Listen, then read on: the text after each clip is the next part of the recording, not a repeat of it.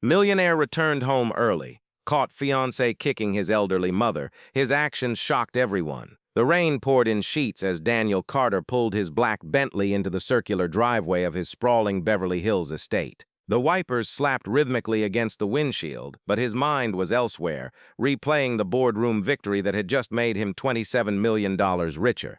He should have been celebrating. Champagne, cigars, a private jet to Monaco, but something tugged at his gut. A quiet unease he couldn't name. He'd canceled his post-meeting drinks, lied to his colleagues about a family emergency, and raced home 2 hours early. As he was rushing home, he decided to got his mother's favorite flowers. He didn't know why, but fate knew. Daniel had grown up in a rusted trailer in rural Alabama. His mother, Evelyn Carter, raised him alone after his father vanished when he was 5. She cleaned houses, scrubbed toilets, worked double shifts at a diner, all while making sure Daniel had books, school supplies, and homemade apple pie every Friday, even when there was barely enough for rent. She taught him to read before kindergarten, stayed up with him during high school finals, sold her wedding ring to pay for his college application fees, and when he became a tech prodigy at 22, launched his first startup at 25, and turned it into a billion-dollar empire by 30, he never forgot her. Mama, he'd told her the day he bought the Beverly Hills mansion, "You're never scrubbing another floor again. You're gonna live like a queen," she'd cried, then laughed. "Just let me cook for you, baby. That's all I want." Enter Isabella Moreau, gorgeous, ambitious, Ivy League educated, daughter of old-money French aristocrats. She met Daniel at a charity gala in Paris, dazzled him with her wit, her poise, her effortless elegance. Within 6 months, they were engaged. The society pages called them tech royalty meets European nobility. Isabella moved into the mansion 3 months ago to get used to the space, she said. Daniel's mother, Evelyn, had her own wing, a sunlit suite with a private garden, chef's kitchenette, and daily massages. Daniel insisted on it. "She raised me, she deserves heaven." But Isabella wasn't fond of heaven being shared.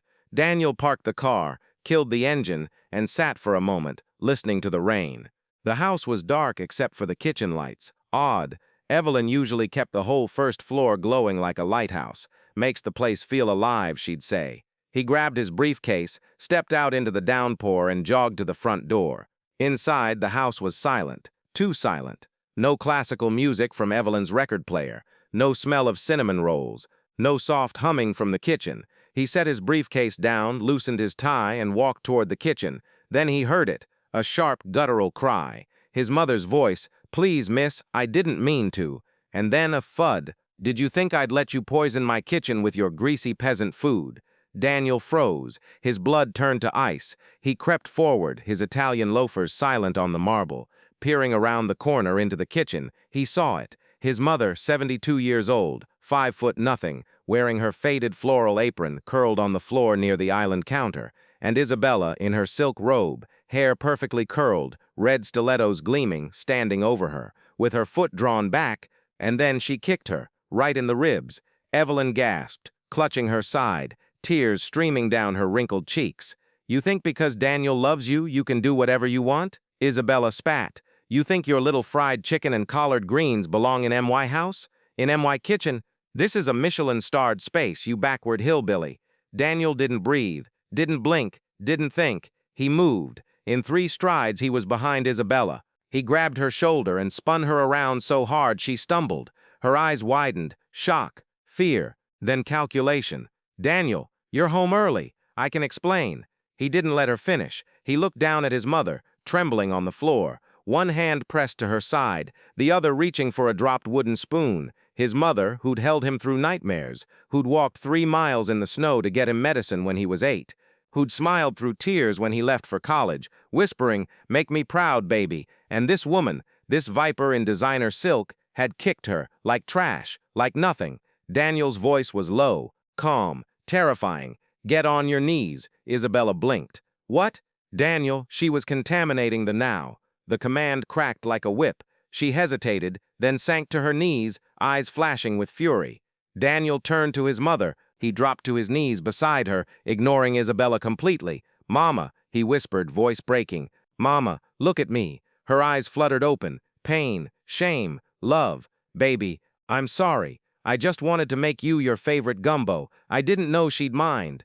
You have nothing to be sorry for, he said, gently lifting her into his arms. She was so light, so fragile, his throat tightened. He stood, cradling her like a child, and walked to the kitchen island. He set her down gently on a stool, then pulled out his phone. "Marcus," he said into the phone, voice steady. "Call Dr. Lang. Tell him to meet us at Cedars in 30 minutes. Full trauma team, and send the chopper." He hung up. Then he turned to Isabella. She was still on her knees, but now she was smirking. "You're overreacting, Daniel. She's fine. It was just a nudge. She's probably faking." Daniel didn't yell. He simply walked to the security panel on the wall and typed in a code. The entire house security system activated. Locks engaged, cameras recording, alarms primed. Then he walked to the wine cellar door, a heavy steel door with biometric lock. He placed his palm on the scanner. It beeped green. He opened it. "Get in." Isabella's smirk vanished. "What? You can't be serious." "Daniel, think about the press. Think about our wedding, the investors. Get in." The cellar. His voice left no room for argument. She stood, trembling now. "You'll regret this. My father will. I don't care if the Pope himself calls me," Daniel said, stepping closer. "You laid hands on the woman who gave me life. You kicked her while she was on the ground. You don't get to speak. You don't get to threaten. You get in that cellar. Now." She hesitated, then walked stiffly to the door. He followed her in. The cellar was temperature-controlled, lined with rare vintages, and a single steel chair in the center. "Sit." She sat. He stepped back, pulled out his phone again, and hit record. "Isabella Moreau," he said, voice cold as Arctic wind.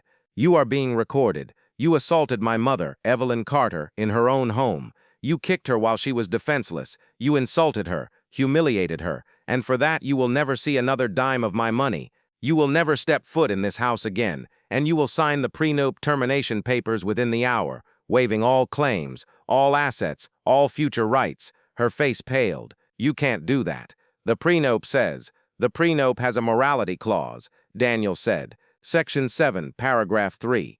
Any act of physical or emotional abuse toward immediate family members nullifies all financial obligations. I had my lawyers drafted after you threw wine in my assistant's face at the Met Gala." She stared at him, mouth open. "I kept quiet then," he said, "because I thought you'd change. I was wrong." He turned to leave. "Daniel, wait," she cried. "I love you. This is a misunderstanding. I was stressed." He stopped at the door, looked back. "You don't love me," he said softly. "You love my net worth. And you made the fatal mistake of thinking my mother was beneath you." He shut the door, locked it. Biometric seal engaged. She screamed, pounded on the steel. He didn't flinch. 30 minutes later, Evelyn was in the back of Daniel's private helicopter, wrapped in a cashmere blanket, IV drip in her arm, oxygen mask on her face. Dr. Lang sat beside her, monitoring vitals. Daniel held her hand. "I'm so sorry, Mama," he whispered. "I should have seen it. I should have protected you." She weakly squeezed his fingers. "You came just in time, like always." He kissed her forehead. "I'm never letting you out of my sight again." The next morning, headlines exploded. Tech billionaire locks fiancé in wine cellar after she assaults his mother. Isabella Moreau's $500 wedding canceled. Carter family issues statement. "She kicked my mama." Daniel Carter's emotional press conference.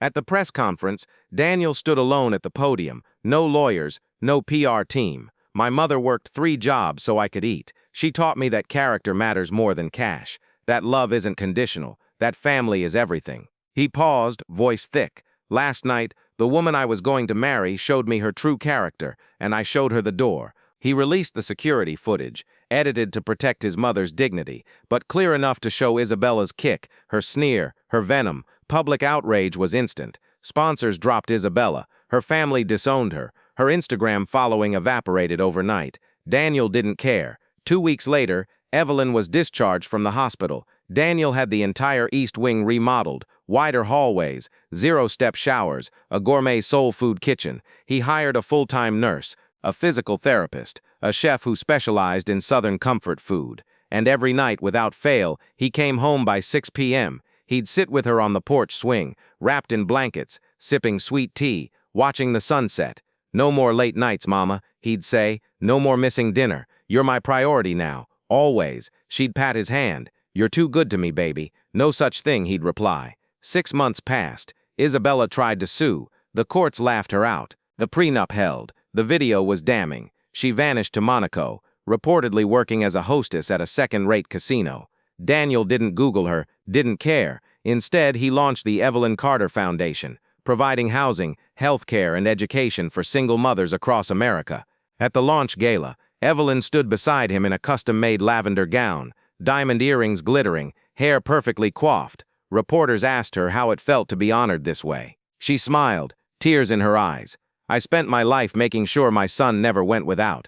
Now he's making sure no mother has to struggle like I did. That's the greatest gift a mama could ask for." Daniel kissed her cheek. "I learned from the best." 1 year to the day after the incident, Daniel threw a party. Not a gala, not a corporate event. A backyard barbecue. Folding tables, paper plates, fried chicken, mac and cheese, peach cobbler. His employees came, his friends, his mother's old neighbors from Alabama, even the nurses who cared for her. Music played, laughter rang out, kids ran through sprinklers, and in the center of it all, Evelyn Carter, dancing barefoot in the grass with her son. No mansion could hold this joy. No money could buy this peace. As the sun set, Daniel pulled her close. "Thank you, Mama," he whispered, "for everything." She hugged him tight. "You came home when it mattered most, baby. That's all a mama ever needs." Moral of the story: money can buy mansions, jets, and designer gowns, but it can't buy loyalty, love, or character. Never underestimate the quiet strength of a mother's love, or the fury of a son who refuses to let her be disrespected. And if you ever think someone beneath you isn't worth kindness, remember Isabella and the wine cellar. If this story moved you, please like, subscribe, and share. Let's honor the Evelyns in our lives, the unsung heroes who loved us first, loved us best, and never asked for anything in return. Comment below, who's the Evelyn in your life? Tag them, tell them you love them. Today,